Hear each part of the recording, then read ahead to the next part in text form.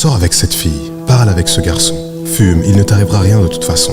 Profite sans faire attention. Ne réfléchis pas à ton futur car tu as le temps. Si on traduisait ces phrases dans le langage de la vérité, elles voudraient plutôt dire « Oublie ta rencontre avec Allah et viens plutôt brûler avec moi ». Des paroles que le diable modifie et embellit pendant des siècles et des décennies. Tout ceci pour qu'au jour de la résurrection, celui à qui l'enfer est promis emmène le maximum de gens avec lui. Il continue d'agir ainsi, comme s'il vivrait éternellement sur terre, alors que tout comme nous, sa vie arrivera à son terme. Comme Allah nous dit dans le Coran, l'échéance du règlement de leur compte approche pour les hommes, alors que dans leur insouciance, ils s'en détournent. Des scientifiques, après de nombreuses recherches et des découvertes faites dans l'espace, sont arrivés à la conclusion que le monde, l'univers, atteindra un point où il s'arrêtera, où tout se figera. Soit ils disent que l'univers va craquer, revenir sur lui-même comme un élastique, et il se mettra à revenir en arrière. Ils disent que l'univers va continuer à s'étendre et à s'étirer jusqu'à ce que tout soit détruit. Et ensuite, un nouvel univers sera créé par un nouveau Big Bang. Parmi ces théories, aucune ne dit que l'univers survivra éternellement, sans aucun changement. Et Allah nous dit dans le Coran qu'il y aura une nouvelle création. Et pourtant, vous verrez toujours certains de ces mêmes scientifiques ou n'importe qui parmi les êtres humains qui continuent à vivre sans penser au lendemain. Quand tout sera presque terminé, le jour du jugement, Yawm al-Qiyamah, se rapprochera à grands pas. Il ne restera alors presque plus rien sur terre. Mais qui sera encore en vie? Shaitan. Mais Allah subhanahu wa ta'ala nous l'a dit dans le Coran. Kullu man 'alayha fan. Tout ce qui est sur la terre doit disparaître, et il n'y aura sûrement pas d'exception pour Shaitan. Quand l'ange de la mort viendra prendre son âme, le diable s'enfuira.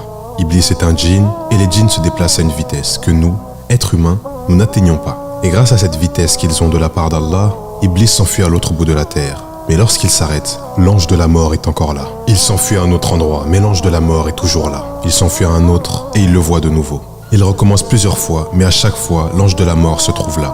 Et c'est comme ça que l'existence d'Iblis se terminera. Les djinns sont peut-être rapides, mais le décret d'Allah est inévitable. Personne ne peut donc l'éviter, et sûrement pas le diable. Le diable ne veut pas mourir. Il ne veut pas quitter ce monde dans lequel il a pourtant tellement commis de mal. Il pense pouvoir s'échapper alors que pendant son existence, il a vu tant de vies se terminer. Ce comportement qu'il a devant la mort est le même qu'il insuffle au fils d'Adam quand il est encore vivant. Il le fait oublier, s'amuser et commettre des péchés jusqu'à en oublier le jour dernier. On voit des gens qui commettent un péché horrible, et qui juste après se demandent pourquoi ils l'ont fait. C'est comme si durant le péché, leur corps ne leur appartenait plus, et une fois le péché terminé, leur corps leur était rendu. Avec ce que nous a transmis le prophète alayhi salatu wassalam, nous savons que le diable nous embellit nos actes les plus ignobles comme étant les meilleurs, et que dans les pires des cas, il peut posséder la personne pour lui faire n'importe quoi. L'humain est donc faible face au péché, mais face à toutes ces tentations, ces épreuves et ces dangers, il y a une chose simple qui peut nous protéger. C'est tout simplement le fait de suivre les ordres d'Allah. Dans ce qu'Allah nous a révélé comme ordre et interdit, le croyant trouvera ce qui lui est utile et ce qui ne lui profite pas. Celui qui se rappelle d'Allah finit même par détester ce que le diable veut tant nous faire aimer. Et pendant toute sa vie, se souviendra qu'il rencontrera Allah afin qu'il soit jugé. Et celui qui en arrive là, c'est qu'Allah l'a couvert d'un immense bienfait.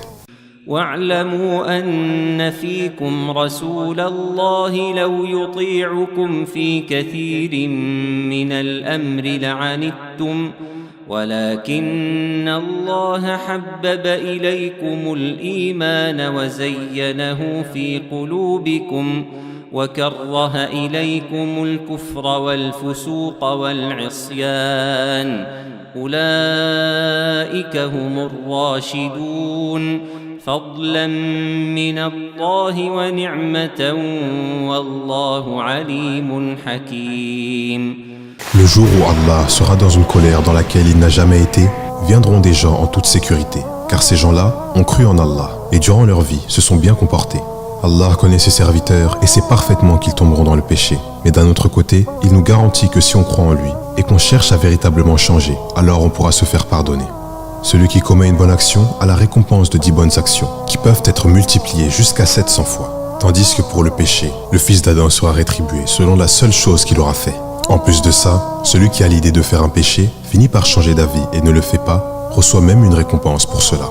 Celui qui déplace un objet gênant sur le chemin, c'est comme s'il avait fait une sadaqa. Celui qui est souriant en rencontrant des croyants sera récompensé généreusement. Celui qui effectue ses 5 prières quotidiennes, c'est comme s'il en avait prié 50. Celui qui jeûne un jour sincèrement pour Allah, son visage est éloigné de l'enfer d'une distance de 70 années. Encore plus surprenant, celui qui se convertit à l'islam, c'est comme s'il n'avait rien fait de mal auparavant. Allah nous autorise à nous amuser et à profiter de la vie, mais pas au point de nous faire du mal, à nous ou aux gens autour de nous, au point de détruire notre santé, de nous humilier nous-mêmes et totalement nous égarer. Allah veut pour nous les bonnes choses, nous donne des ordres simples et énormément d'autres causes pour augmenter notre balance. Il nous interdit de nous faire du mal, et c'est ce même mal de quoi le diable veut nous rapprocher. Le diable qui a été banni pour son orgueil et sa jalousie fera tout son possible pour nous emmener avec lui. Lui qui n'a rien d'autre à faire de sa vie que de nous rendre amoureux de cette vie éphémère, dont les plaisirs abusifs et inutiles ne nous amènent qu'en enfer. Suivons plutôt la voie d'Allah qui veut nous faciliter les choses et aime énormément quand un de ses serviteurs, après avoir commis une erreur, change et se repent, qu'il modifie son comportement et recherche à tout prix son agrément. يريد الله ليبين لكم ويهديكم سنن الذين من قبلكم ويتوب عليكم والله عليم حكيم والله يريد أن يتوب عليكم ويريد الذين يتبعون الشهوات أن تميلوا ميلا عظيما يريد الله أن يخفف عنكم وخلق الإنسان ضعيفا